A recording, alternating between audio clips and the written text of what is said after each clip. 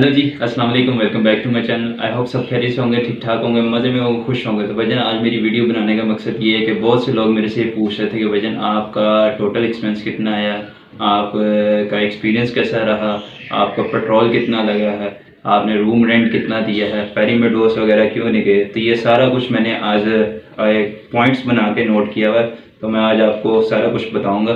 तो सबसे पहले पॉइंट नंबर 1 से शुरू की जाए। रोड कंडीशन की बात की जाए तो अगर आप लाहौर से, इस्लामाबाद से, कराची से, फैसलाबाद से, वट एवर जिधर से आप जा रहे हैं तो आपको मिलेगी मोटरवे, वो भी बटग्राम तक बिल्कुल साफ़ सुथरी। और हज़ारा मोटरवे से आपके व्यूज़ शुरू हो जाएंगे। आपको इसमें कोई वो फिक्र वाली बात नहीं है कि भाईजान नज़ारे नहीं आ रहे, तो आपको नज़ारे हज़ारा मोटरवे से ही शुरू हो जाएंगे। इसके अलावा जैसे ही आप बटग्राम से आगे बिशाम सिटी से आप टूवर्ड होते हैं KKH, बिशाम सिटी से आगे KKH शुरू हो जाती है, कराकरम हाईवे।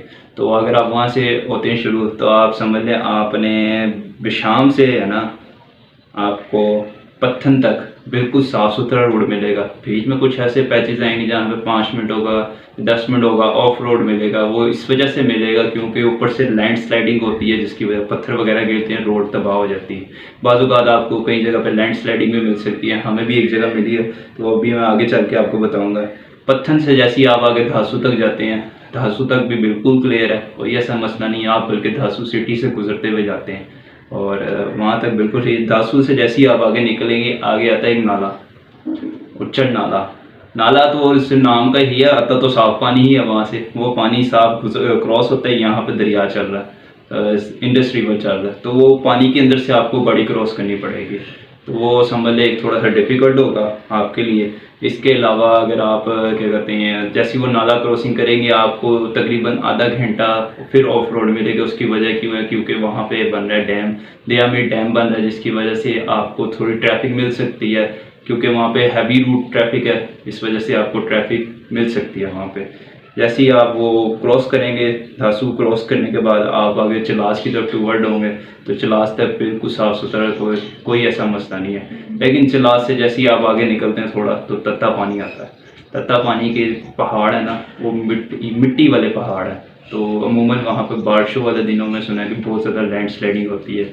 वो तत्ते पानी मतलब वहाँ से गर्म पानी आता है और वो स्लाइडिंग एरिया, वो भी समझ लें आप 20 से 25 मिनट का ऑफ रोड है। रोड कंडीशन वहाँ पे थोड़ी सी बुरी होगी।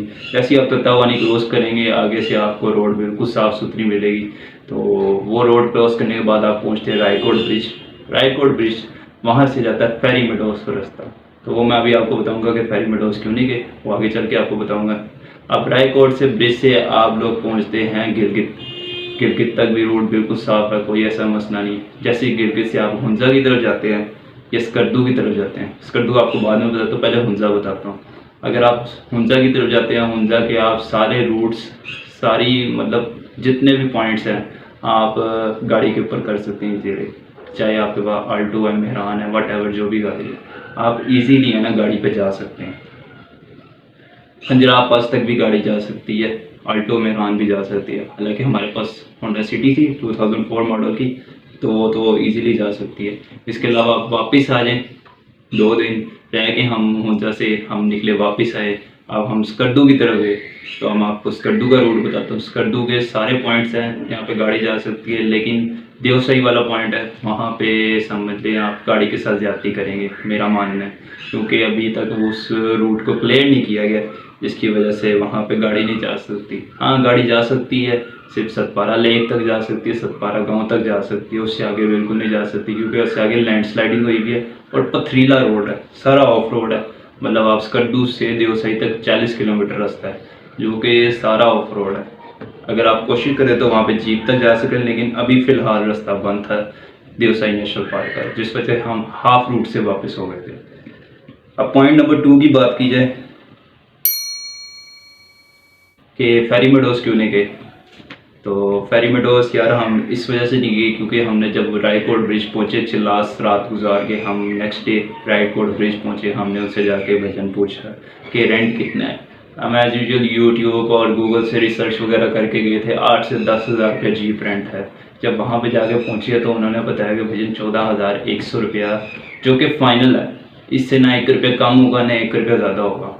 तो वो हमारे लिए एक परेशानी का बायस था, जिस वजह से हमने सोचा कि हम पहले हुंजा से होते हैं, उसके बाद देख लेंगे।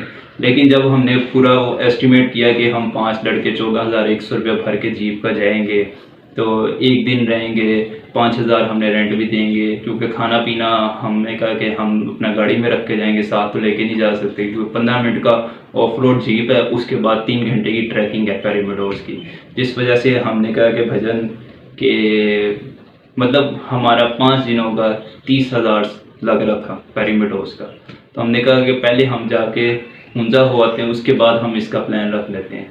लेकिन बहरहाल हमारा पैरामीडोर्स इस वजह से नहीं बन सका।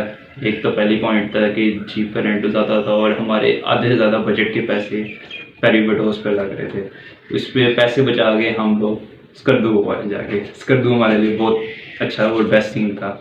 अगर आप भी जा रहे हैं तो स्कर्दू ज़रूर चाहिए। स्कर्दू के बहुत ज़्यादा पॉइंट्स वगैरह हैं जो कि देखने वाले हैं और खूबसूरत पॉइंट्स हैं। और कोशिश कीजिएगा सुबह सुबह 9 बजे निकलेगा, हमारी तरह 12-11 बजे ना निकलेगा, वरना आपको मगरिब के बाद घंटा 1.5 घंटा आपको ड्राइव करनी पड़ेगी, जो कि नहायत ही मुश्किल है और समझ लें कि एक खौफदह होता है रास्ता। इस वजह से कह दूँ कि मगरिब के बाद ड्राइव ना कीजिए। अब आपको पॉइंट नंबर 3 की बात की तो रूम रेंट कितना था। तो चिलास के अंदर हमने एक दिन स्टे किया, वहाँ का हमने 3,000 दिया था और 3,000 दिया था। और इसके अलावा हुंजा के अंदर हमने 2 दिन स्टे किया, वहाँ पे हमने दिया है कोई 4,000 रेंट 2 दिन का, 2,000 रुपये एक दिन का था। इसके अलावा स्कर्दू में हमने 3 दिन स्टे किया है, तो वहाँ पे हमने 6,000 रुपये रेंट दिया था। लेकिन इसके बारे से देखा जाए तो उस टाइम जिस टाइम हम लोग गए ना, छोटी ईद पे गए, छोटी ईद पे हम गए ना, तो उस टाइम रूम रेंट कम थे। उसकी वजह ये थी कि टूरिज़्म नहीं जा रहा था। अब टूरिज़्म बहुत ज़्यादा जा रहा है, तो मे भी हो सकता है 3 से 4,000 रुपये रेंट हो पर डे का। पॉइंट नंबर 4 कि खाना पीना क्या था। तो यार खाना पीना हमारा ये था कि हमने एक सिलेंडर अपने साथ रखा हुआ था, साथ बाहर से अंडे शंडे ले आते थे, ब्रेड शर्ट ले आते थे, नहीं तो बाहर से जाके पराठे शराठे ले आए। चाय भी हमने निज़ाम खुद ही रखा हुआ था, चाय का निज़ाम लाहौर से अपने साथ तरंग के कार्टन वगैरह ये वो सारा कुछ पूरा निज़ाम रख के गए हुए थे। तो हमारा सुबह का नाश्ता होता था और इसके अलावा रात का खाना होता था। रात के खाने में अमूमन हम खुद ही कढ़ाई बना लिया करते थे, बाहर से रोटियां ले आया करते थे, या फिर चपली कबाब होते थे वो खा लिया करते थे। स्कर्दू में हमने चपली कबाब खाए। इसके अलावा हुंजा की बात की जाए तो हुंजा में बहुत से लोग इस्माइली रहते हैं, जिसकी वजह से वहाँ पे अगर आपको खाने पीने का थोड़ा सा करना पड़ता है, ऊपर नीचे देखना पड़ता है कि यहाँ के वहाँ के लोग थोड़े आज़ाद ख्याल के, जिसकी वजह से खाने पीने का आपको ख्याल रखना पड़ता है। इसके अलावा हुंजा के अंदर अगर आपको बेस्ट फास्ट फूड किया जाए, क्योंकि हमारे पास उस दिन रात को दुकानें वगैरह बंद हो गई थी, तो हमने फिर रात को फास्ट फूड खाया था, पिज़्ज़ा खाया था, पामीर पिज़्ज़ा। तो पिज़्ज़ा पामीर था नाम, सॉरी।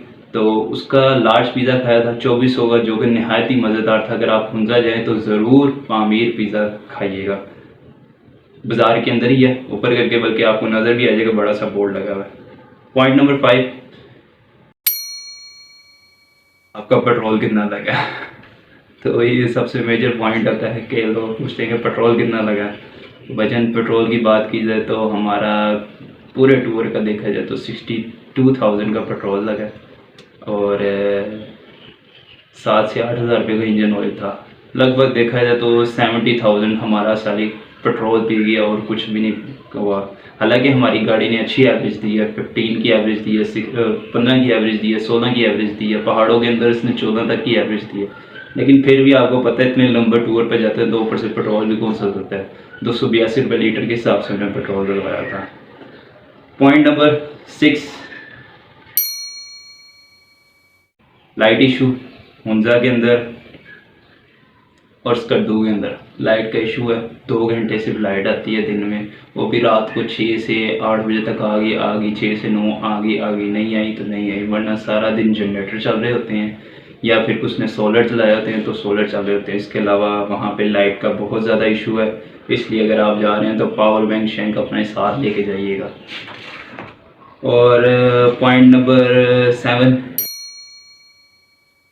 टूल टैक्स की बात की जाए तो वजन अपने जो टूल टैक्स है वो लाहौर से लेके इस्लामाबाद तक आपको पता है 1000 या 1200 है। इसके अलावा जैसे आप KKS पे चढ़ जाते हैं कराकम हाईवे, तो कराकम हाईवे पे आपका जो टूल प्लाजा है ना, मतलब टूल टैक्स, वो आपका तकरीबन 30 से 40 50 इस तरह होता है, इससे ज़्यादा नहीं होता। पॉइंट नंबर 8, टिकट खंजराब पास की कितने की थी? तो टिकट खंजराब पास की 300 की थी ईच, एक बंदे की। और इसके अलावा किसी भी अगर स्कर्दू पॉइंट्स वगैरह पे आप जा रहे हैं, जैसे शंग्रीला रिजॉर्ट है, उधर की टिकट है 1000 रुपये हो गई या 1500 हो गई, क्योंकि वो बहुत खूबसूरत जगह है। हम वहाँ पे नहीं गए, अपर कचूरा लेक है, वहाँ पे कोई टिकट वगैरह नहीं है। लेकिन इसके अलावा जैसे अब देवसई नेशनल पार्क है, वहाँ पे भी कोई टिकट वगैरह नहीं। कुछ ऐसे पॉइंट्स हैं जहाँ पे टिकट्स वगैरह हैं, और कुछ ऐसे पॉइंट है वहाँ पे टिकट वगैरह बिल्कुल भी नहीं है। तो ये था हमारे टोटल टूर का। अब आपको मैं ख़र्चा बताता हूँ कितना हुआ हमारे टोटल टूर का ख़र्चा। तकरीबन 8 दिन हम रहे हैं, जिसमें 7 रातें रहे हैं और 8 दिन रहे हैं। और हमारे टोटल टूर का जो खर्चा है ना, वो 1,23,000 रुपये हुआ है। इसमें कुछ कमी पेशी हो जाएगी, 1000-1500 होगी या ज़्यादा हो जाएंगे, लेकिन जो मैंने पूरा नोट पैड मैंने ही बना के लिखा था और मुझे ही याद है कि हमारे जो टोटल खर्चा हुआ है ना, वो 123 हुआ। इससे ज़्यादा बिल्कुल भी नहीं हुआ। और हम हंस के पूरा टूर एंजॉय करके आए। हमने कोई ऐसा वो नहीं था कि भजन पैसे शॉर्ट हो गए, ये हो गया, वो हो गया। और फेरी मेडोज़ का आपको बताया कि हमारा जो 2 दिन का टूर था वो 30,000 खा रहा था, जहाँ पे हम 30,000 में समझने आप स्कर्दू पूरा घूम कर आ गए। हमारी 2 टैंकियाँ लग गई हैं उसके अंदर, और 2 टैंकियों में इजीली हम स्कर्दू से वापस लाहौर इजीली आ गए हैं।